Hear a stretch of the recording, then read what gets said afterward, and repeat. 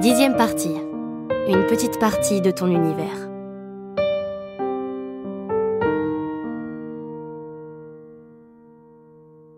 Elle se réveilla le lendemain dans le cou de Tim. Il avait lâché son poignet et avait posé une main sur son ventre. Ça faisait un petit poids chaud et moelleux au creux de son nombril, et c'était agréable. Elle se sentait bien. Cela faisait des semaines qu'elle ne s'était pas sentie aussi bien. Comme au lac de Roux, sa présence suffisait à tout illuminer. Elle n'avait plus envie d'écouter ses interrogations, ses doutes, ses angoisses. Elle les mettrait dans un sac cet après-midi, et avec Wilson, tout au fond de la forêt, elle les abandonnerait au pied d'un pin. « Ça y est, t'es réveillée, marmotte ?» Il avait les yeux encore gonflés de sommeil et les cheveux en bataille. Il lui souriait. « Il est tard ?» lui demanda-t-elle. « On a encore 1 heure avant le service. » J'ai dormi d'une traite. J'ai vu. Il se faisait maintenant face dans la lumière du soleil. « Qu'est-ce qu'il y a ? Pourquoi tu me regardes comme ça ?» Elle sourit et se laissa retomber sur son oreiller. « Rien. Je suis contente que tu sois là. C'est tout. » Elle sentit la main de Tim se poser dans ses cheveux, tout doucement. « C'est bien que tu le dises. » « Quoi donc ? » ?»« Que t'es contente. T'as fait des progrès. » Elle voulut lui répondre mais n'en eut pas le temps, car il la prit par surprise et plaqua un baiser sur sa joue, à la limite de ses lèvres, pile sur sa fossette. « Allez, debout. J'ai affreusement faim. » Il disparut sans qu'elle ait eu le temps de faire un geste, laissant derrière lui une ambre au sourire béat, les pieds pendant mollement dans le vide. En quelques secondes, Tim avait repris ses marques dans la cuisine du 3e étage, comme s'il ne l'avait jamais quittée. Elle le trouva en pleine action, une cafetière fumante à la main, une boîte d'œufs dans l'autre et une baguette de pain coincée sous le bras. À côté de lui, Wilson fumait sa pipe face à la fenêtre avec une totale indifférence. La cuisine sentait bon le pain grillé et le fromage fondu. Tim parlait et parlait encore en retournant les tranches de pain perdu. De temps en temps, il partait d'un grand éclat de rire, déposait des assiettes devant elle et lui demandait si c'était bon, si elle en voulait encore. Et elle répondait que oui, c'était bon, qu'elle n'avait plus faim mais qu'elle en voulait encore. Et elle avait du mal à croire que la scène à laquelle elle assistait était bien réelle, qu'Anton avait abandonné, que Tim était revenu et qu'il était radieux. Même l'arrivée d'Andrea dans la cuisine ne parvint pas à troubler ce bonheur matinal cotonneux. Il s'installa en bout de table et ne prononça pas un mot pendant qu'il avalait rapidement un bol de céréales. Tim continuait de parler et Ambre de sourire bêtement. Et Wilson fumait toujours à la fenêtre. Il fallait bien quitter la bulle pourtant. Il y avait un brin de toilette à faire avant le service, la tenue de travail à passer. Tim la suivait partout, comme s'il craignait de la perdre maintenant qu'il l'avait retrouvée. Pendant qu'elle se brossait les dents, il passa un coup de peigne dans sa tignasse, juste derrière elle. Pendant qu'elle s'habillait, il lui tourna autour, lui posant 1001 questions. Quel cadeau avait-elle reçu pour son anniversaire ? Ses parents avaient-ils appelé ? Avait-elle lu de nouveaux livres ? Était-elle retournée dans ce café où l'on buvait de si bons chocolats chauds ?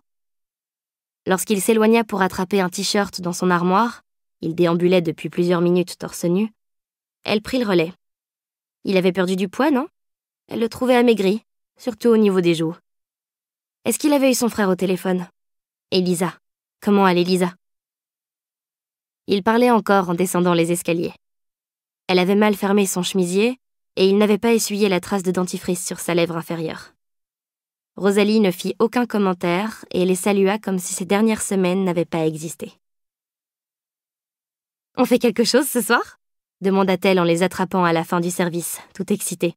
« Je pourrais laisser Sophie à Gabriel et dormir au chalet, comme au bon vieux temps. » C'était une excellente idée, et le rendez-vous fut pris pour le soir même dans l'ancienne chambre de Rosalie. Wilson nota immédiatement sa bonne humeur. Elle babillait sans s'arrêter. « Ce sont des mésanges qu'on entend, non ?» Grognement d'ours. « Oui. » Elle chantait déjà ce matin. Elle ne s'arrête jamais. Le vieux reprit son chemin et elle le rattrapa en trottinant. « Ouf ! Qu'est-ce qu'il fait chaud aujourd'hui ? Vous avez vu ce soleil ?» Le silence de Wilson son air exaspéré et même ses soupirs agacés ne pouvaient entamer sa bonne humeur. Andrea a laissé entendre que Sylvie et Michel organisaient tous les ans un banquet pour clôturer la saison. C'est la veille du départ, généralement. Ça devrait être samedi. Vous en avez entendu parler, vous? Regard noir. Ah oui, c'est vrai. Personne ne vous parle. Bon, j'ai compris, maugréa-t-il. Ton ami est revenu et je suis ravie pour toi, mais franchement, qu'est-ce que tu fiches encore dans mes pattes? Elle avait, heureusement, appris à ne pas se vexer trop facilement avec lui. Quoi, je vous embête? Ou vous pensiez que je passais du temps avec vous simplement parce que j'étais seule? Ou que je devrais profiter des derniers jours avec lui plutôt que de rester dans cette forêt avec vous? T'as parfaitement bien résumé. C'est tout ça à la fois. Elle se mordit les lèvres et chercha à formuler sa phrase le plus justement possible. En fait, je voulais vous en parler aujourd'hui. Je pense que je risque de vous abandonner un peu ces prochains jours. Bon, tu sais, j'ai pas vraiment besoin de toi, répliqua le vieux. Ça, je l'ai bien compris. Pendant quelques secondes, on n'entendit plus que le chant des mésanges. Bon, alors si ça vous ennuie pas, je voudrais vous accompagner samedi pour une dernière balade dans les bois. Si ça te fait plaisir. Il avait essayé d'avoir l'air revêche, mais elle vit le sourire qu'il s'efforçait de cacher sous sa grosse moustache. Dans l'ancienne chambre de Rosalie, serrés les uns contre les autres, dans le lit une place, ils eurent l'impression de se retrouver des mois en arrière. « Il nous reste 10 jours !» déclara Rosalie. Ils comptèrent tous dans leur tête pour vérifier. Sylvie et Michel avaient annoncé que le banquet traditionnel de fin de saison aurait lieu le samedi soir. Tous les saisonniers quitteraient le chalet le dimanche matin. Ne pas évoquer ce moment, c'était un pacte implicite. Tim intervint pour changer de sujet. « Quand est-ce que vous emménagez dans votre nouvel appartement ? » À la fin du mois de mai, le frère de Gabriel viendra nous aider. Ses parents aussi. Ils ont hâte de rencontrer Sophie. T'es guérie alors ? C'était la voix d'Ambre. Les mots étaient sortis comme ça, spontanément.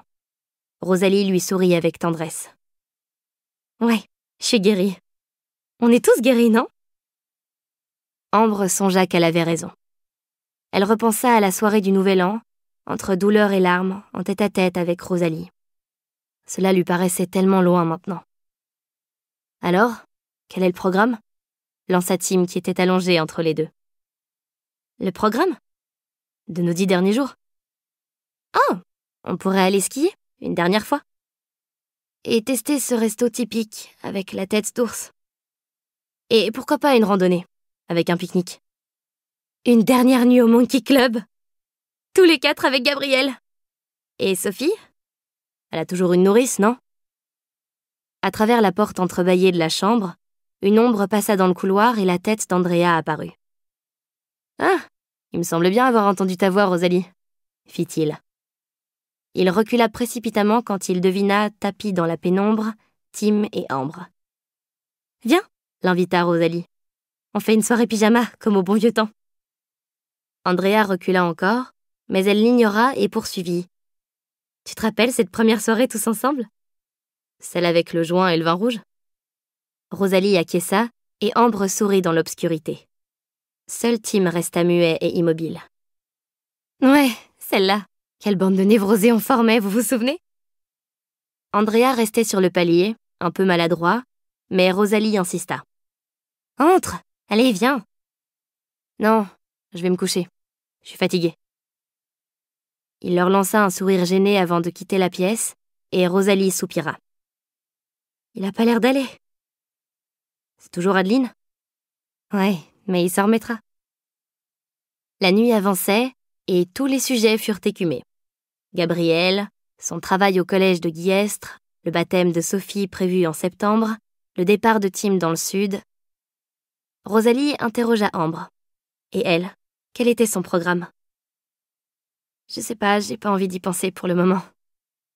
Personne n'insista. Ils parlèrent de Greg et Elena et de leur départ pour la Réunion, où ils avaient trouvé tous les deux un poste dans un hôtel de luxe, de Daniel et Delphine qui s'accordaient 6 mois de repos, de Michel qui allait redonner un coup de frais au chalet avant l'arrivée du bébé. La conversation finit par s'épuiser alors que la lune descendait dans le ciel. Rosalie laissa tomber sa tête sur l'oreiller. Le silence emplit la pièce. Ils hésitèrent quelques minutes, scrutant sa respiration lourde et calme. Puis Tim étendit le bras et Ambre vint se nicher au creux de son épaule. Elle s'amusa à promener ses doigts sur la nuque de Tim, à l'endroit où sa peau était la plus fine. Elle aimait bien le sentir tressaillir. « Tu sais, » chuchota-t-il au bout d'un instant, « pour la saison d'été, tu pourrais... » Elle le fit taire en plaquant sa main sur sa bouche. « On a dit qu'on n'en parlait pas. »« Pourquoi ? » ?»« Parce que c'est triste et angoissant et que j'ai pas envie d'être triste et angoissée. »« Il le faudra bien. Alors le dernier jour. »« D'accord ? On ira au lac de Roux et on parlera d'après. » Il resserra un peu son étreinte et elle se sentit tellement enveloppée de chaleur qu'elle ne put résister plus longtemps au sommeil. La vie à Harvieux reprit doucement ses airs d'autrefois. Les randonnées, les dîners qui se prolongeaient tard, des joies simples où il n'y avait qu'un absent, Anton. Tim ne semblait pas en souffrir. Il photographiait tout, les montagnes, les vieux moulins, les ruisseaux et leur merveilleuse complicité. Les journées de Tim et Ambre avaient pris un rythme que rien ne pouvait troubler. Il y avait ce rituel matinal qui consistait à rester au lit le plus longtemps possible, les doigts et les cheveux entremêlés, la peau moite, les yeux collés de sommeil, sans parler. Parfois, Tim prenait un livre et ils le lisaient tous les deux, leurs yeux parcourant les pages à la même vitesse. Après le service du midi, ils rejoignaient Rosalie et Gabriel, lorsqu'ils ne travaillaient pas, et attendaient la fin de la sieste de Sophie pour s'entasser dans la voiture. Le programme établi par Rosalie ne leur laissait pas une minute de répit, et le seul moment qu'il leur restait pour se retrouver tous les deux était le soir, lorsqu'ils ne dînaient pas chez Gabriel. En général, ils se couchaient tard pour prolonger au maximum leur journée. Andrea avait quitté le chalet. Ses parents et l'une de ses sœurs avaient décidé de passer quelques jours à Harvieux avant de le ramener en Italie pour l'été. En attendant, ils logeaient tous les quatre dans un petit hôtel du centre-ville. Du coup, le salon était vide après 23 heures. C'est là qu'ils prirent l'habitude de s'installer, au coin du poêle éteint. Au début, ils se contentaient de discuter de tout et de rien. Il s'agissait de profiter de la chaleur de l'autre, du contact. Puis Tim proposa de visionner toutes les photos qu'il avait prises ces derniers mois.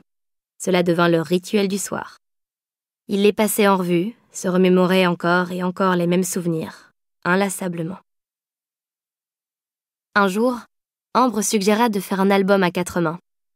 Ils achetèrent un beau livre vierge, relié en cuir noir, et sur la première page ils écrivirent « Harvieux, novembre 2008, mai 2009 ». À l'intérieur, au milieu des photos, des petits dessins, des commentaires, des dates, des titres de romans, ils collèrent leur billet de train pour Lyon et le reçu du restaurant à Nice, l'œil de Martin, l'ours en peluche qui s'était détaché, un post-it racorni laissé par Rosalie un après-midi de neige, « Je fais la sieste avec Sophie, merci de ne pas déranger », et le fermoir du bracelet de Philippe. C'était tout ce que Rosalie avait réussi à en retrouver. L'album les occupa 3 soirs de suite, jusque très tard dans la nuit. Le 4e soir, ils se retrouvèrent désœuvrés dans le salon.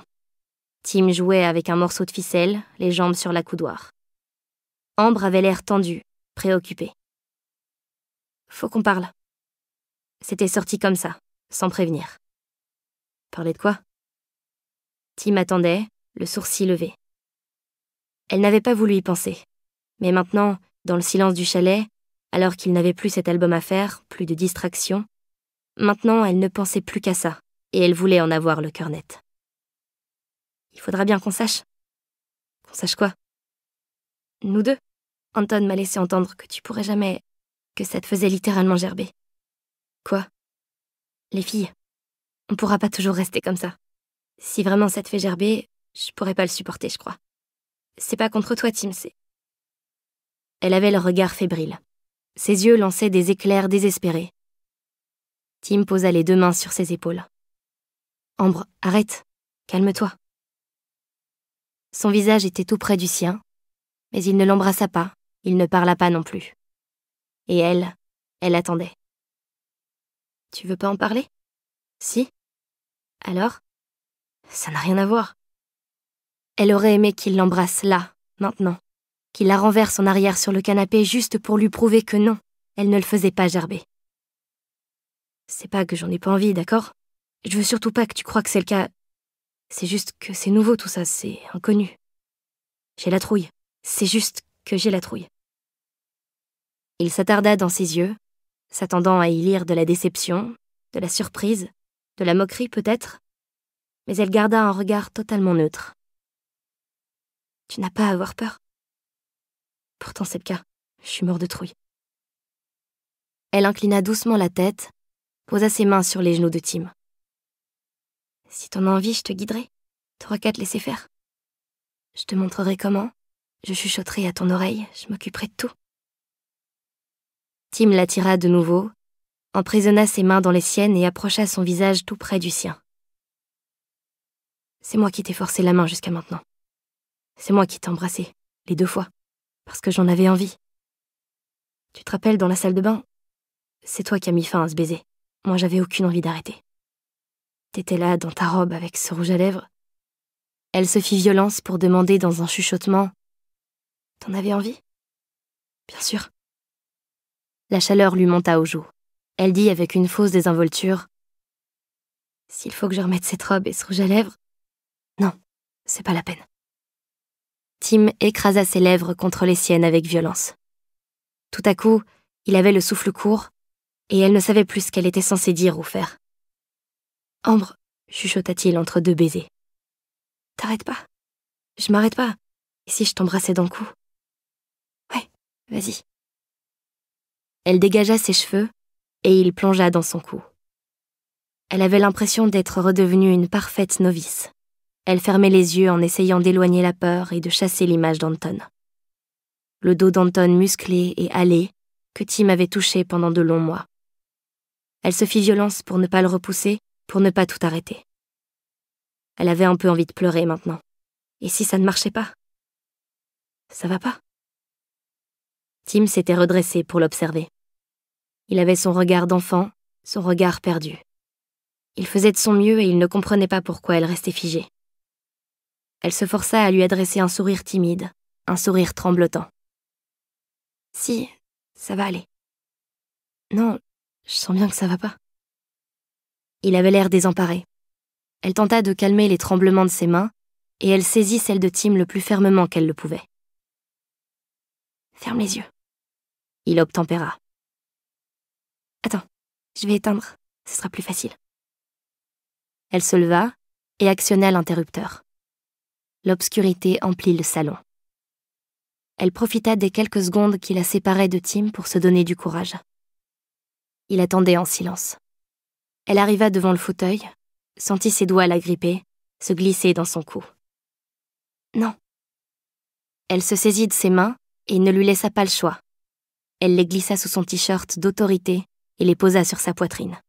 « Ambre, qu'est-ce que... » Ses mains étaient figées et il n'osait pas bouger. « Laisse-moi faire maintenant, d'accord ?» Elle avait retrouvé le contrôle. Il y avait le souffle de Tim dans son cou, son odeur qui flottait tout autour, et il y avait ses mains posées sur sa poitrine. Tout à coup, elle savait exactement ce qu'elle devait faire. Le salon était toujours plongé dans l'obscurité. Aucun des deux n'avait osé bouger. Ils étaient couchés l'un contre l'autre sur le canapé. Leurs vêtements devaient être éparpillés sur le sol. « Je peux te poser une question? Tu veux savoir si c'est très différent d'avec les hommes? » « Ouais. » Il laissa passer quelques secondes. « Tu le sais déjà, non? » « Ouais, t'as raison. Ça n'a pas d'importance, non? » Elle essayait de s'en convaincre. « Et pour toi, c'était comme avec les autres? » interrogea Tim en se redressant sur un coude.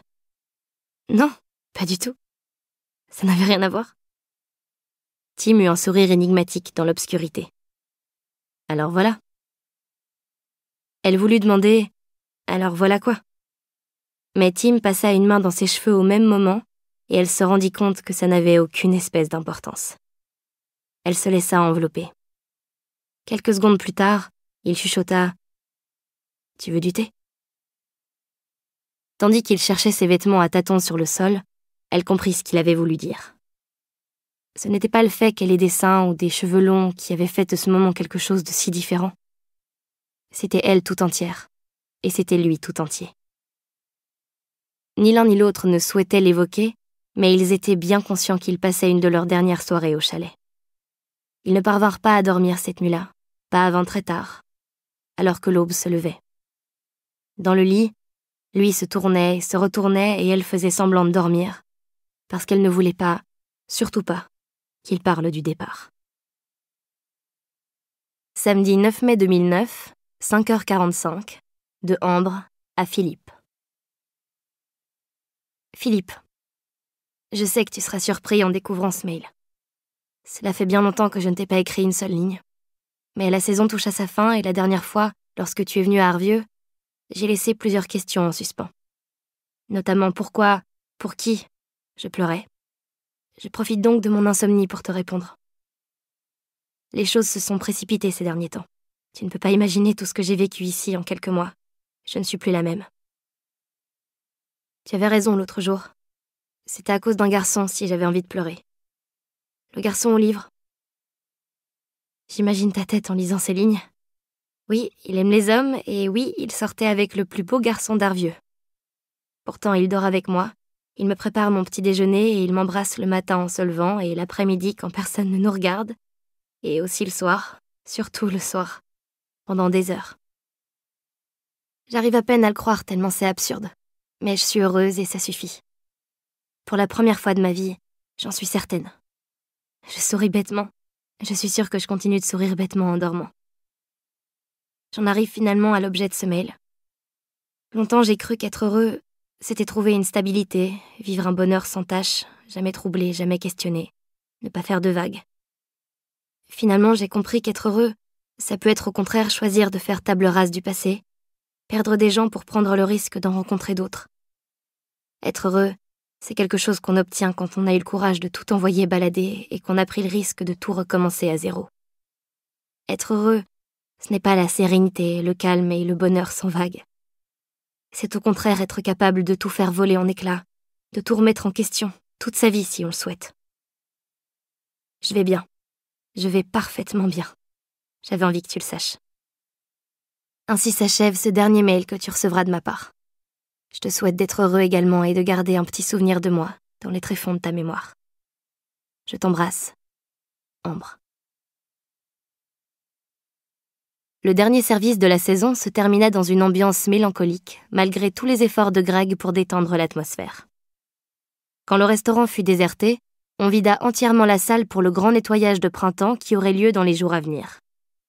On décrocha les rideaux des fenêtres, on repoussa les tables contre les murs. Sylvie ferma l'accueil. Dans les étages, il ne restait plus un seul client. On n'entendait plus un bruit. Tout le monde parlait trop fort, comme pour essayer de faire oublier que le lendemain, le chalet fermerait ses portes. Sylvie annonça que tout le monde était réquisitionné l'après-midi pour préparer le banquet du soir. Ambre avait promis une dernière balade en forêt à Wilson. Devant son air paniqué à l'idée de ne pas tenir sa parole, Sylvie les dispensa, Wilson et elle, des préparatifs. « T'es sûre ? Vous allez vous en sortir ?» demanda-t-elle avec anxiété. « On vous laissera dresser la table. Ça vous va ?» Ils acquiescèrent. C'était un après-midi radieux. Les mésanges n'avaient pas chanté aussi fort depuis le début du printemps. Dans la forêt, Ambre se sentait le cœur lourd, la gorge serrée. Le matin, quand elle s'était réveillée, Tim dormait encore et elle avait détaillé la chambre dans les moindres détails pour être sûre de ne rien oublier. Le rebord de la fenêtre où elle avait aimé s'asseoir, le placard de Tim rempli de livres, leurs deux lits, chacun à une extrémité de la pièce, la porte qui avait claqué tant de fois. Le lendemain, elle prendrait sa valise au pied du lit et ce serait le dernier matin à Arvieux. Elle avait acheté son billet de train. Elle partirait un peu avant midi, en même temps que Tim. Lui avait un train pour Montpellier, un direct. Rosalie et Gabriel les emmèneraient à la gare en voiture. Wilson était encore moins bavard que d'ordinaire et elle se demanda si l'émotion le prenait à la gorge lui aussi. Quand ils arrivèrent dans la clairière, aucun mot n'avait encore été prononcé. « Alors, tu dis rien aujourd'hui ?» marmonna-t-il, tandis qu'il prenait place sur un rocher. Elle secoua la tête et sortit de sa poche un petit globe de verre qu'elle lui tendit. « Qu'est-ce que c'est ?» Elle avait trouvé ça dans une boutique de souvenirs. Un globe de verre qui renfermait des perce-neige séchés. une idée de Tim. En l'achetant, elle s'était dit qu'elle briserait le globe, récupérerait les fleurs et les déposerait dans la forêt sur un monticule de neige. Il en restait encore quelques-uns dans les endroits ombragés. Elle imaginait ensuite appeler Wilson en mimant la surprise. « Regardez, Wilson, des perce-neige !» Elle savait qu'il ne serait pas dupe, qu'il la regarderait avec son air bourru et dirait peut-être « Tu me prends pour une truffe ?» Mais elle savait aussi que l'attention le toucherait. Finalement, elle ne l'avait pas fait. Elle se sentait le cœur trop lourd pour ça. Wilson observait les perce-neige et ses moustaches frémir. « C'est moins bien qu'un vrai, j'imagine ?» lança Ambre. « Mais au moins, vous en aurez vu avant la fin de la saison. » Wilson ne riait pas, il ne se moquait pas d'elle. Il fourra le drôle de cadeau dans sa poche. « Comme ça, j'aurai un petit quelque chose pour me rappeler de toi, » dit-il. Il avait la voix rauque. Ambre tenta un instant de retenir les larmes qui se pressaient au coin de ses yeux, mais Wilson ajouta « Allez, pleure. Y a personne pour te voir ici. » Elle mit quelques secondes à s'apercevoir que Wilson s'était levé de son rocher et lui tapotait l'épaule avec maladresse. « Pleure un bon coup. Ce sera fait. » Elle songea que c'était la phrase la plus idiote qu'elle ait jamais entendue.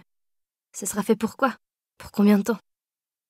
Vous devez me prendre pour une gamine. » N'importe qui aurait répondu « Mais non. » Pas Wilson.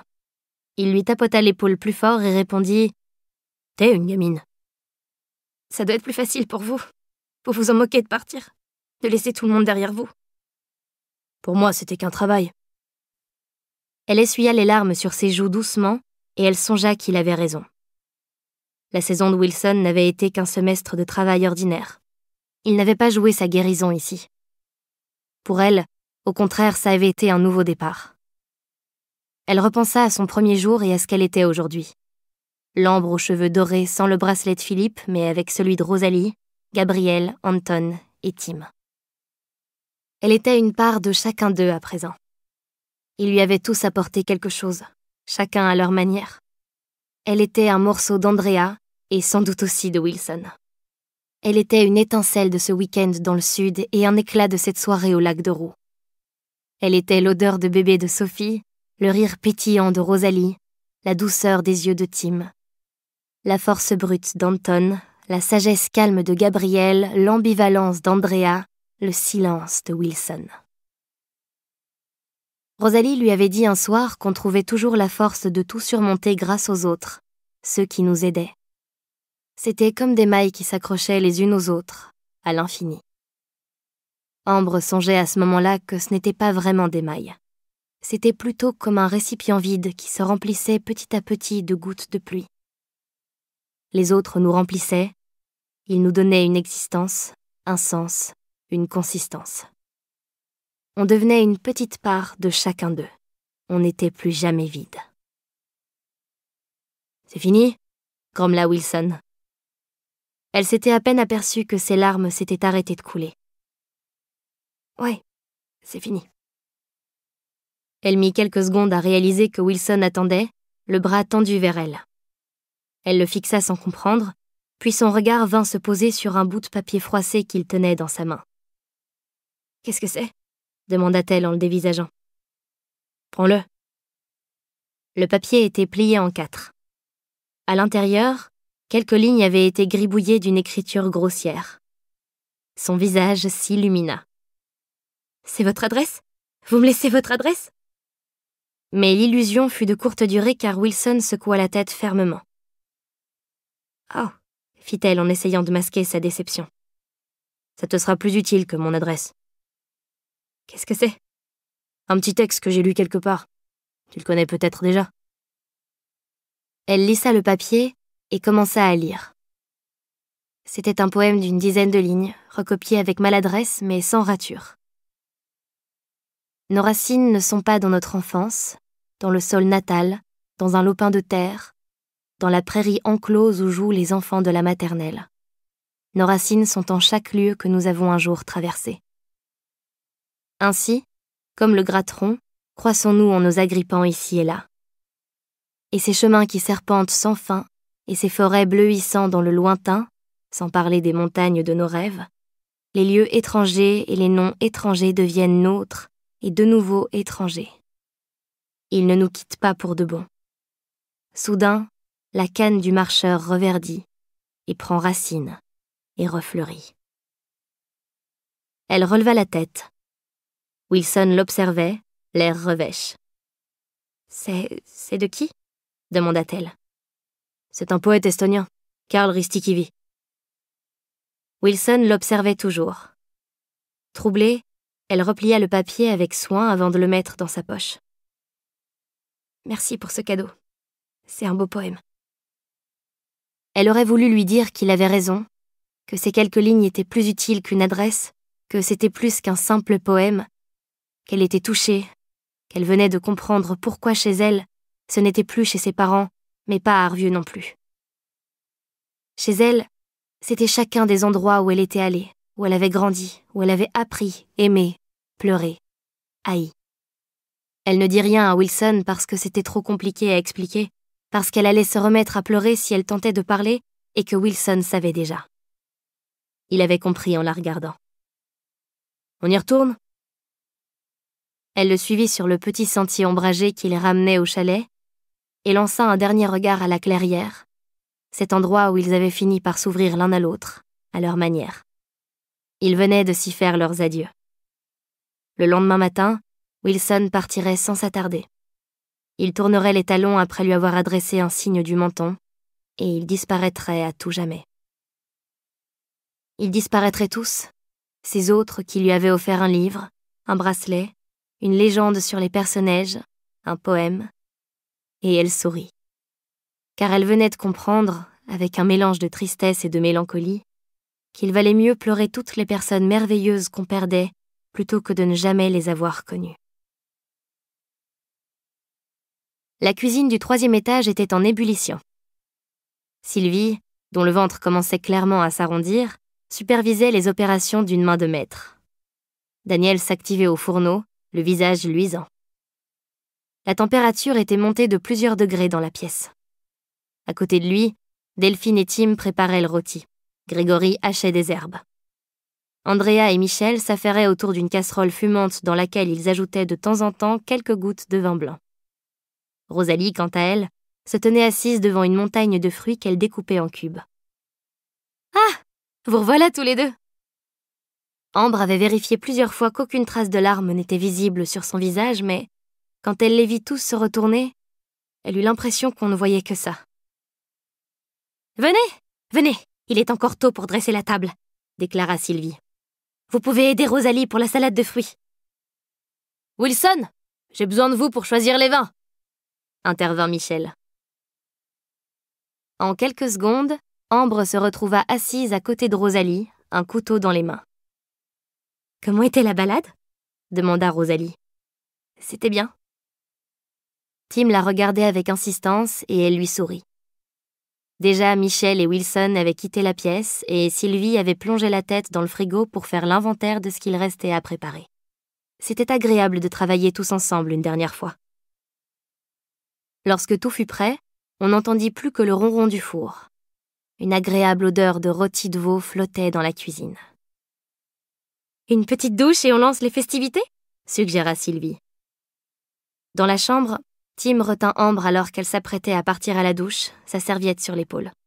« C'est toujours OK pour ce soir ?»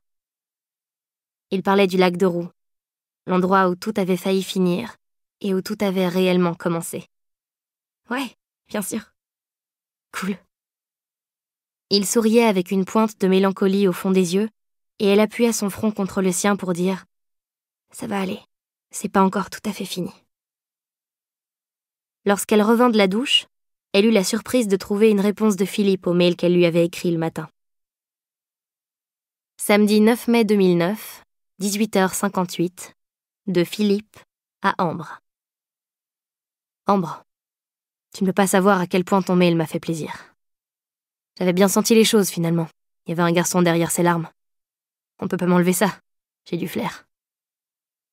Tu sais, ça me surprend pas tellement, la conclusion de cette histoire entre toi et le garçon au livre. Je me rappelle encore nos premiers coups de téléphone quand t'es arrivé à Arvieux. C'est de lui que tu m'as parlé en premier. Et ce soir-là, quand je t'ai laissé devant cette boîte de nuit déboussolée, c'était lui qui t'attendait. C'était la suite logique, sans doute.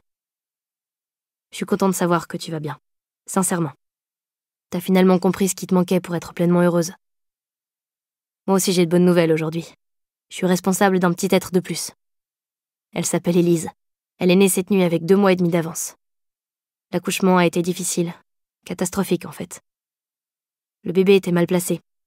Nina a failli le perdre et tomber dans le coma, mais les médecins ont été formidables. Ils les ont sauvées toutes les 2. J'ai passé la pire nuit de ma vie, assis dans le hall des urgences, mais finalement tout s'est bien terminé. Elle a du duvet blond sur le crâne et les yeux verts. Elle ressemble à Nina, pas du tout à moi. Ça me fait bizarre d'avoir une fille. Je sais pas si ce sera très différent de mes 2 garçons. En tout cas, je commence déjà à me faire du souci pour elle. J'espère qu'elle tombera pas sur un type comme moi quand elle aura 20 ans. Je vais prendre un congé sans solde d'1 mois pour aider Nina avec les enfants. J'ai envie de lever le pied un peu. Ça nous fera du bien. Bon, alors, s'il s'agit vraiment de ton dernier mail, je dois maintenant te dire adieu. T'as pas à t'inquiéter. Il restera toujours une petite trace de toi dans les tréfonds de ma mémoire. Prends bien soin de toi. Je t'embrasse. Philippe. Ambre laissa tomber son téléphone sur son lit avec un sourire à peine perceptible. Elle se disait que c'était joli, Élise. Puis elle quitta la chambre et se laissa guider par le brouhaha de la cuisine. Elle n'avait pas fait un pas dans la pièce que Michel lui mettait entre les mains une coupe de champagne. Elle jeta un regard autour de la pièce. Gabrielle et Rosalie surveillaient Sophie du coin de l'œil. Elle s'amusait à se déplacer dans la cuisine en s'agrippant de chaise en chaise. En les voyant ainsi, on ne pouvait pas se douter que quelques mois plus tôt, ils ne formaient pas une famille, ni même un couple. Elena critiquait la chemise de Grégory. Elle faisait de grands gestes et fronçait les sourcils. Andrea était près d'eux, mais il ne semblait pas vraiment là. Il se contentait de boire de longues gorgées de champagne. À côté de la fenêtre, Wilson était assis, le regard perdu dans la forêt. Il devait penser aux personnages ou aux gentianes. Le volume sonore provenait surtout des fauteuils autour desquels s'étaient regroupés Sylvie, Daniel, Delphine et Tim. « Ça va ?» Ambre sursauta légèrement. Andrea venait de la rejoindre, l'air un peu triste. Il lui désigna le groupe, près des fauteuils. « Tu vas pas les rejoindre ?» Il parlait de Tim, surtout. Elle voyait bien qu'il n'osait pas aborder le sujet. « Il parle de l'année prochaine », ajouta-t-il. « Alors non. T'as toujours pas décidé ?» « Non, j'ai pas envie d'en parler ce soir. En tout cas, si tu veux revenir, je serai content. Enfin, ça me ferait plaisir. » Elle vida sa coupe de champagne. Andrea restait plantée devant elle. « Tu repars demain en Italie ?» demanda-t-elle. « Ouais, demain matin tôt. On va rouler toute la journée. » « Ta famille a aimé Hervieux ?» ?»« Ouais, beaucoup.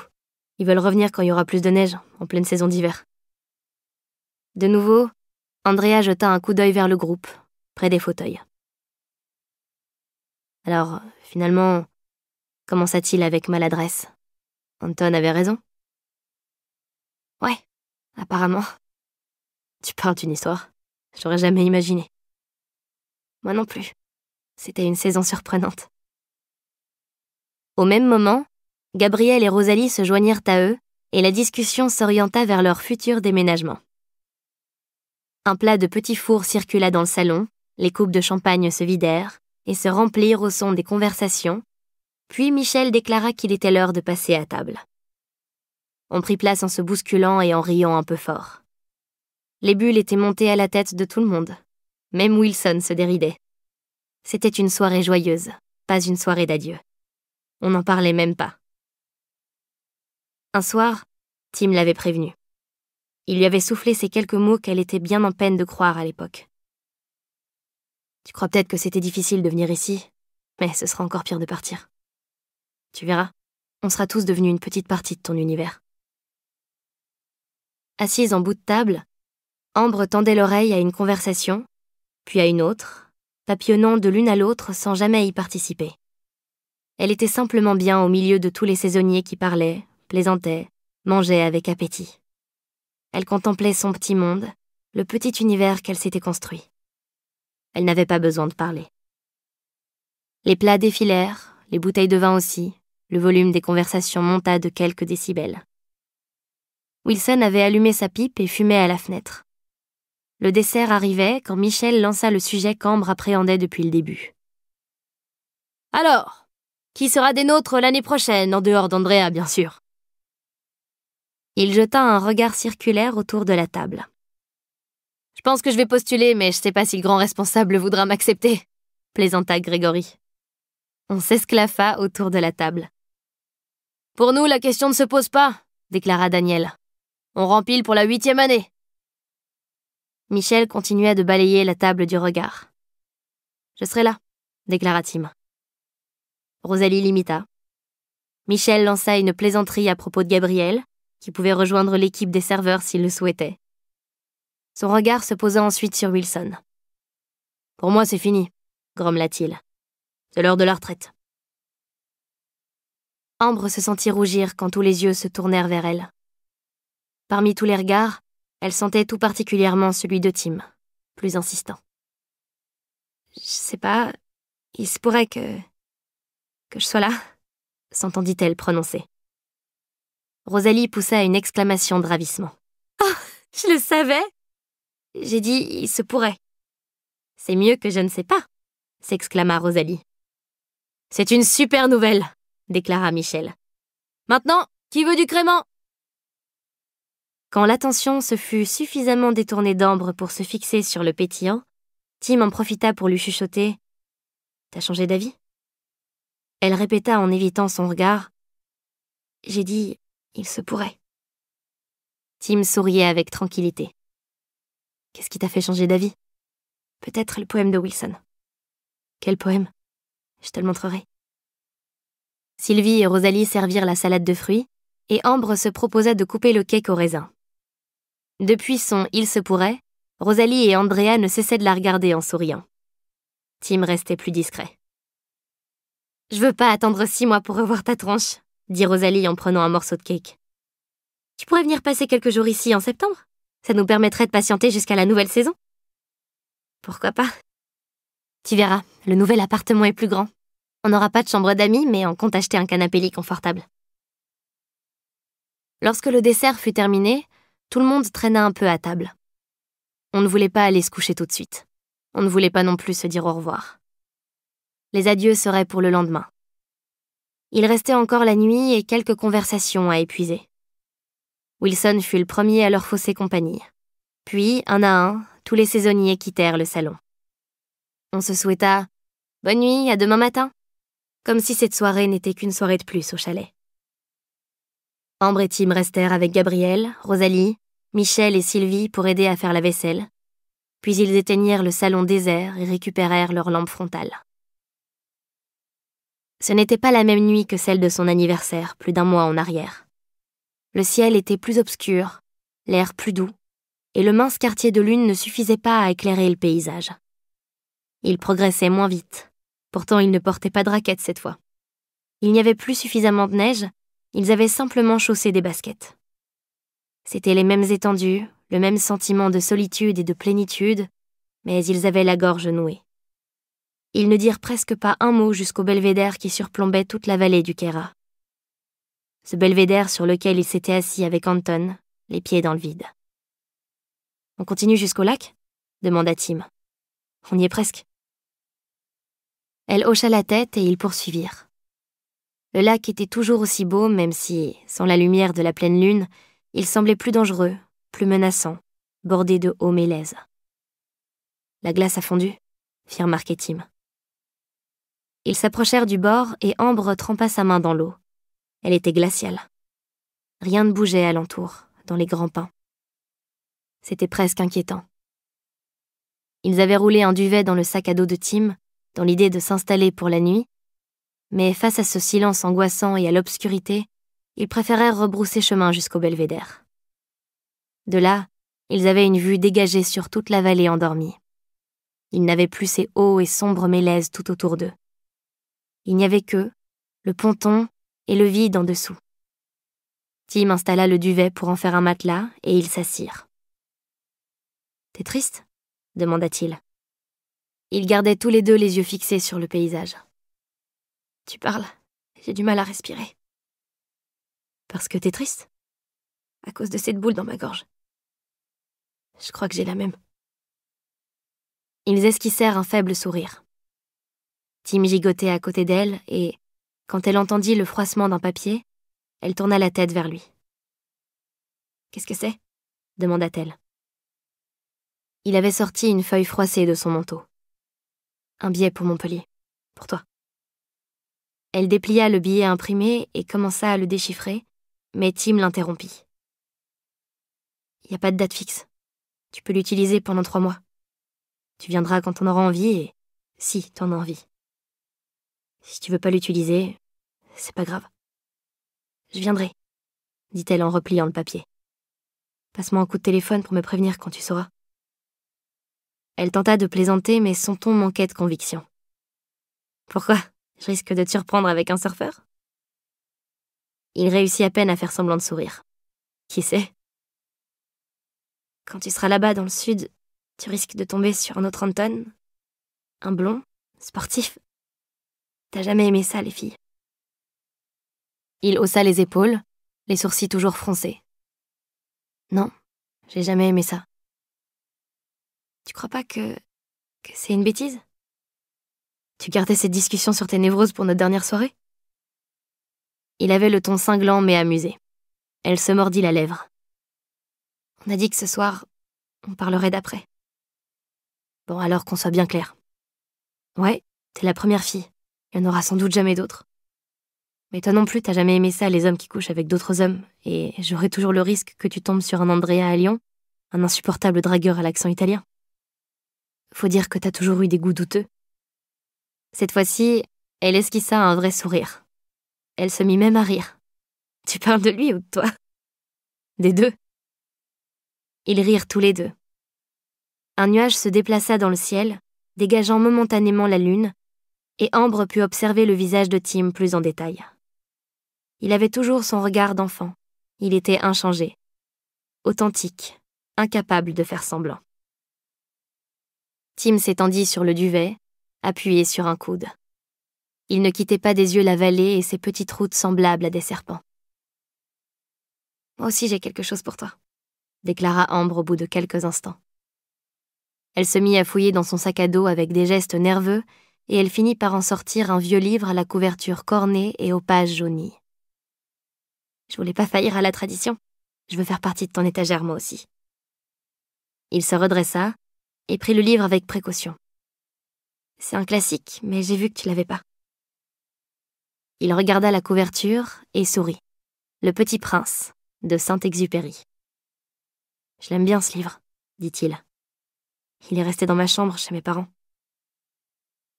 J'ai mis un mot sur la première page. » Elle suivit du regard ses yeux qui sautaient d'un mot à l'autre, ces mots qu'elle avait griffonnés en vitesse l'après-midi, avant la balade avec Wilson. En fait, elle savait depuis longtemps ce qu'elle voulait lui écrire. Ça n'avait pas été tellement difficile. « Tim ? Eh bien voilà, nous y sommes. Notre dernière nuit à Arvieux. Tu te souviens de ce livre que tu m'avais offert le premier jour au chalet ? Sur la première page, t'avais écrit « En promesse d'une belle amitié ». Il m'aura fallu la saison entière pour te rendre l'appareil. Aujourd'hui, on peut dire que le livre a tenu sa promesse. Il l'a même surpassée. Voici donc le mien. Il ne promet rien. Il dit simplement des choses justes, des choses que j'ai apprises grâce à Rosalie et grâce à toi pendant ces 6 mois au chalet. 3 passages illustrent ce que vous m'avez apporté tous les deux. On devrait toujours les avoir en tête. C'est une folie de haïr toutes les roses parce qu'une épine vous a piqué. C'est le temps que tu as perdu pour ta rose qui fait ta rose si importante. C'est ta faute, dit le petit prince. Je ne te souhaitais point de mal, mais tu as voulu que je t'apprivoise. Bien sûr, dit le renard. Mais tu vas pleurer, dit le petit prince. Bien sûr, dit le renard. Alors tu n'y gagnes rien. J'y gagne, dit le renard, à cause de la couleur du blé. Ambre. Tim sentait ses yeux piquer, et il ne voulait pas qu'elle le voie pleurer. Elle se serait mise à pleurer elle aussi, et il n'y avait aucune raison de le faire, car il n'était pas triste. Il attendit que la boule dans sa gorge se desserre pour relever la tête et la remercier, mais finalement, ce fut elle qui parla. « Tu sais, la couleur du blé ?» Elle avait le regard aussi fuyant que lui et la voix nouée. Je l'ai compris que cet après-midi dans la forêt. Grâce au poème de Wilson? Non, je crois que je l'ai découvert toute seule, ça. La vague d'émotions semblait s'éloigner, doucement. Il referma le livre et le posa devant lui. « Merci, » murmura-t-il. « T'as dit que tu me le montrerais, le poème de Wilson. » Elle l'avait gardé dans sa poche. Elle l'en extirpa et le tendit à Tim. Il le lut en silence. « C'est un beau poème. Garde-le, c'est un cadeau précieux, surtout venant de Wilson. » Elle le récupéra et le replia soigneusement avant de regarder Tim avec appréhension. « Tu vas pas pleurer? » ?»« Non, je pleure jamais. »« Moi non plus. »« Ça tombe bien alors. » Ils se jaugèrent un instant en silence. Puis Tim ajouta « Demain non plus, il faudra pas pleurer. Quand on sera à la gare et que je devrai monter dans ce train. Je ferai comme si je m'en moquais. » « Parfait. » Il s'allongea tout à fait sur le sac de couchage, les bras écartés, et elle vint se rouler en boule contre lui. Un instant de silence passa. Il jouait avec ses cheveux et elle fermait les yeux. « Tu t'endors pas, hein ?» marmonna-t-elle. « Non. Tu ne me laisses pas seule réveiller. Non. Jusqu'à demain matin? Non. Je reste là. » Quelques instants plus tard, Tim eut un léger sursaut. « J'ai vu une étoile filante! Tu te rappelles ce soir-là pour ton anniversaire? On n'en avait pas vu. » Non, et on n'avait pas vu Anton non plus. Un instant, elle crut qu'elle avait fait une erreur en abordant le sujet, mais il resserra son étreinte et répondit « Non, je le voyais plus depuis longtemps. » Plus tard, alors que la température s'était rafraîchie et qu'ils s'étaient glissés tous les deux dans le duvet, Tim marmonna d'une voix gagnée par le sommeil. « Ça tient toujours cette idée de maison dans le sud ?» Il l'entendit sourire dans l'obscurité. Elle avait failli s'endormir, il le savait. « Ouais, mais tu sais, on a le temps. » « Bien sûr qu'on a le temps. C'était juste pour savoir. » Une bourrasque balaya la vallée, en contrebas, en sifflant dans les pins. « Je pensais que ça t'intéressait plus, » dit Ambre en tressaillant. « Ah ouais? Et pourquoi ça? Maintenant que t'as retrouvé ton frère, et Lisa, t'as plus vraiment besoin de moi pour former une famille. Si c'est pour dire des bêtises pareilles, évite de parler. Reste la question de la maison dans le sud. Eh ben... Si t'es toujours d'accord pour cette maison dans le sud, je voulais te dire, j'ai changé d'avis. Je suis d'accord pour le jardin finalement, et pour tondre la pelouse le dimanche. Qu'est-ce qui t'a fait changer d'avis? Ça pourrait être sympa, finalement, de s'allonger dans l'herbe, comme ce soir, et de regarder les étoiles. Alors je suis prêt à tondre cette satanée pelouse. Je voulais te le dire. Elle promena sa main dans son cou, au creux de son épaule, là où la peau était toute douce. Elle le sentit se contracter sous les chatouilles. « Eh ben, merci d'avoir reconsidéré la question. Je pourrais t'aider? Qu'est-ce que tu dirais de tondre à tour de rôle un dimanche sur 2? Ça me paraît correct. » Et alors que le ciel se voilait, obscurci par d'épais nuages blancs, alors que la nuit avançait, ils continuèrent de parler et parler sans s'arrêter, oubliant les heures qui filaient et le matin qui se levait, oubliant le train pour Montpellier et celui pour Lyon, oubliant le départ imminent pour n'être plus que tous les deux, seuls dans la vallée d'Arvieux. Ils regagnèrent le chalet au petit matin, transit froid, alors que le soleil peinait à percer le voile de nuages. C'était une journée qui s'annonçait maussade, une journée de départ. Dans le hall du chalet, un tas de valises s'était déjà formé et derrière le comptoir, Andrea et sa famille étaient en pleine discussion avec Sylvie et Michel. Il était question de la saison prochaine et du futur poste de responsable d'Andrea. Sa mère, une femme encore séduisante, semblait parler parfaitement le français, mais le père et la sœur, une très belle brune à la chevelure luxuriante et aux yeux couleur de braise, restaient en retrait tout en essayant de deviner les propos qui s'échangeaient. Tim et Ambre saluèrent le petit groupe d'un signe de la main avant de rejoindre le 3e étage. Comme au premier jour, l'étage des saisonniers était en pleine agitation. Des valises traînaient dans le couloir, des portes de placard claquaient, des vêtements oubliés étaient jetés pêle-mêle ici et là. On passait d'une chambre à l'autre pour savoir si quelqu'un n'avait pas vu une brosse à dents disparue, pour demander si l'on avait des sacs plastiques en trop pour emballer une paire de chaussures. Rosalie, avec Gabrielle et Sophie, vidait la chambre de ses derniers effets personnels restés ici. Si Sophie était excitée et Gabriel plutôt serein et souriant, Rosalie était étrangement pâle et tendue. C'était surprenant de ne pas la voir enthousiaste et débordante d'énergie.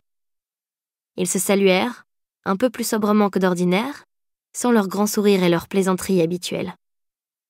« Vous avez bouclé vos valises, vous » demanda Rosalie. « Non, pas vraiment. » Ambre avait presque entièrement vidé son placard, mais Tim n'avait réussi qu'à réunir ses livres qui occupaient déjà 3 valises. Ses autres affaires traînaient encore un peu partout dans la pièce. Ils se mirent à l'ouvrage dans cette agitation un peu triste. Delphine passa dans le couloir, rappelant à tout le monde qu'il fallait vider la cuisine des restes de nourriture et déposer les draps en bas de l'escalier. Ambre boucla son sac assez rapidement et suivit Daniel dans le hall. Ils déposèrent leur sac au centre, au milieu des valises pleines à craquer. Les parents d'Andrea étaient partis. Lui serrait la main de Michel avec affection. « Ambre !» Elle s'apprêtait à remonter les escaliers quand il la rejoignit. « Alors ça y est ?» dit-elle. « C'est l'heure ?»« Ouais, on doit partir tôt. On a beaucoup de route. Je m'apprêtais à monter dire au revoir à tout le monde. Je t'accompagne ?» Alors qu'il grimpait les escaliers, il posa une main sur son épaule et l'étreignit sans oser la regarder. « C'était chouette de te rencontrer, fille sauvage, » dit-il. « Ouais, pour moi aussi c'était chouette, dragueur raté. » Ils n'ajoutèrent rien d'autre. Ils souriaient. Là-haut, Andrea passa de chambre en chambre, saluant, étreignant, embrassant un à un tous les saisonniers. Il y eut des accolades plus longues, comme avec Rosalie, et des accolades plutôt rapides et gênées, comme avec Tim. Wilson n'avait pas encore fui, contrairement à ce qu'Ambre avait pu imaginer, et il marmonna « Bonne chance » à Andrea, après l'avoir gratifié d'une furtive poignée de main. Alors que tous les saisonniers s'étaient regroupés dans le couloir, Andrea déclara que cette fois-ci, c'était l'heure, et il leur rappela qu'ils se reverraient bientôt, en novembre prochain. Ambre ne voulut pas se laisser aller à la morosité et se pressa d'aider Daniel et Delphine à la cuisine. Ils vidèrent les placards, le frigo, regroupèrent les réserves de nourriture dans de grands sacs plastiques qu'ils descendirent dans le hall. Quand elle regagna la chambre, Tim avait bouclé sa 4e valise et traînait derrière lui 2 lourds sacs de sport bourrés de vêtements.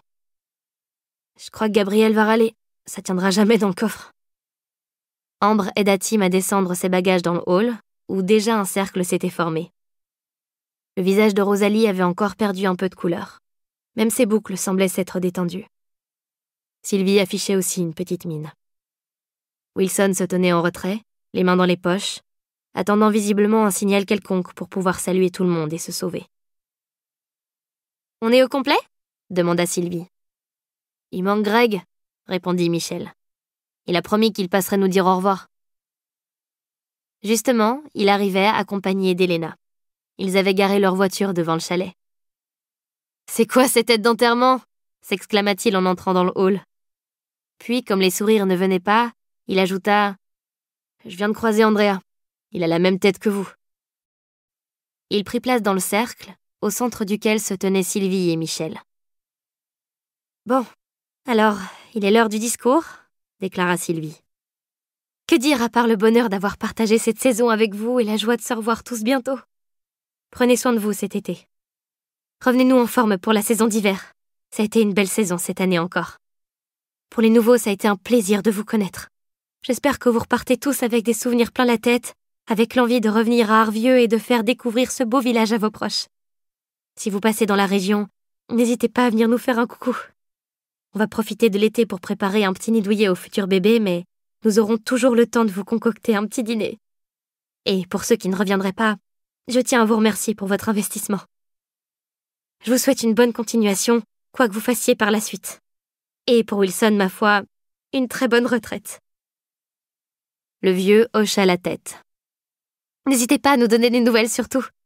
Et maintenant, je voudrais pas vous faire louper votre train, alors je vais me taire. Merci encore pour votre énergie et votre bonne humeur au quotidien pendant ces 6 mois. » Quelques applaudissements s'élevèrent, puis le cercle se brisa et se mua en un fourmillement. On passa de bras en bras, on claqua une bise par-ci, on serra une main par-là, on se souhaita une belle saison d'été, on se répéta « à très bientôt ». On échangea des adresses e-mail, des numéros de téléphone, on se promit de s'appeler.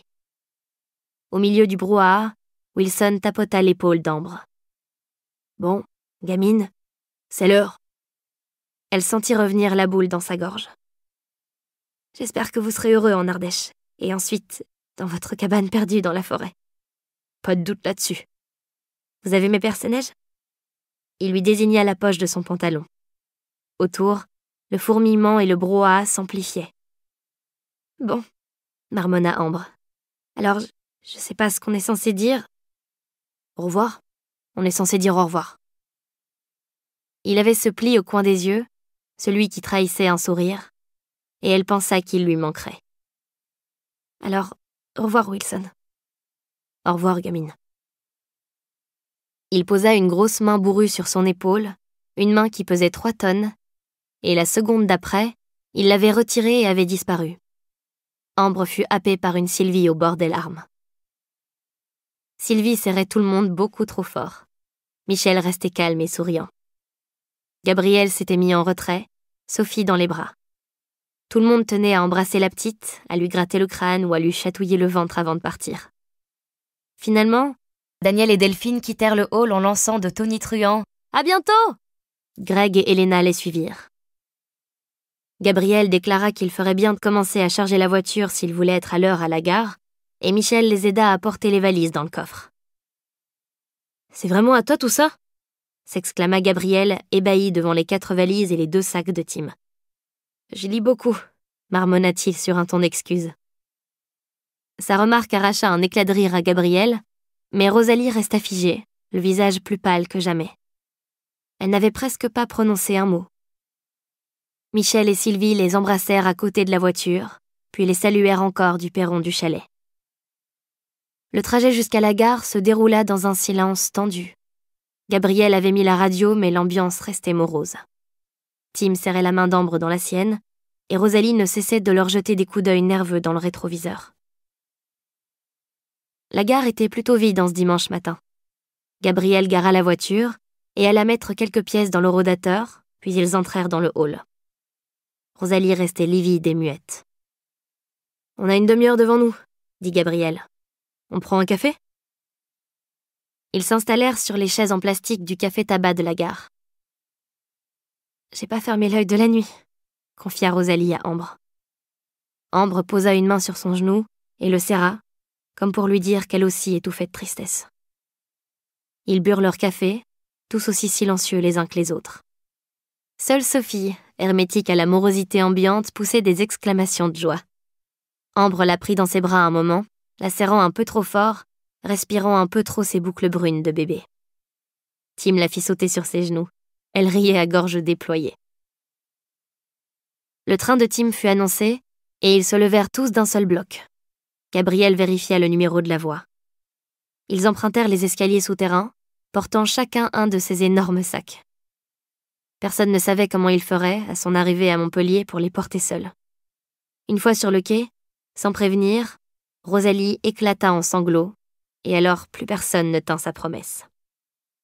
Ambre la prit dans ses bras et se mit à renifler, le visage trempé de larmes, et Tim tenta de masquer ses hoquets en les étreignant. Et ils se serrèrent tous les 3 les uns contre les autres. Dans le train, les passagers, amusés, les montraient du doigt. À côté d'eux, près des bagages, Gabriel retenait Sophie, l'air plus grave que tout à l'heure, les lèvres serrées. « Bande de mauviettes !» s'esclaffa Rosalie, le visage luisant. « Hé !» s'offusqua Tim. « C'est toi qui as pleuré la première !» Et ils se remirent à pleurer de plus belle et à rire en même temps. Une annonce rappela aux passagers pour Montpellier qu'ils devaient monter à bord du train. Ils reprirent les bagages abandonnés sur le quai et accompagnèrent Tim jusqu'à son wagon.